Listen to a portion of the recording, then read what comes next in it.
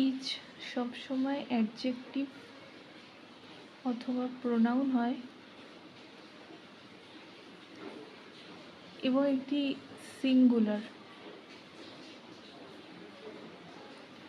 ইচের পরে বসা প্রত্যেকটা নাউন সিঙ্গুলার হবে এবং ভার্ব সিঙ্গুলার হবে।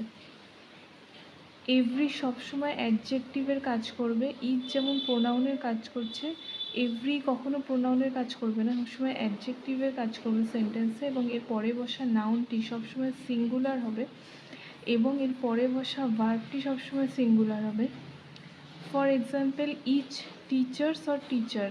ইচ আমি বললাম সবসময় সিঙ্গুলার হিসাবে কাজ করছে, সুতরাং এর পরে বসা যে নাউন এটিও সিঙ্গুলার হবে, সুতরাং টিচার হবে, এবং এর পরে বসা ভার্বটি সিঙ্গুলার হবে, ইজ হবে।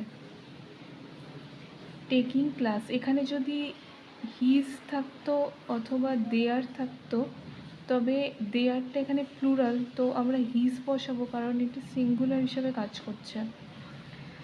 এভরি এখানে সিঙ্গুলার অ্যাডজেক্টিভের কাজ করবে সবসময় সেন্টেন্সে, এবং এর পরবর্তী যে নাউনটি সেটি সবসময় সিঙ্গুলার হবে। এখানে অবজেক্টস হবে না, এটি সিঙ্গুলার হিসেবে কাজ করছে নাউন, এবং এর পরে বসা ভার্বটি সবসময় সিঙ্গুলার হবে। Were is a plural form, এটি একটি plural verb. Were plural form ভার্বের, ওয়াজ সিঙ্গুলার ফর্ম ভার্বে, সুতরাং ওয়াজ বসবে, ওয়াজ শোন।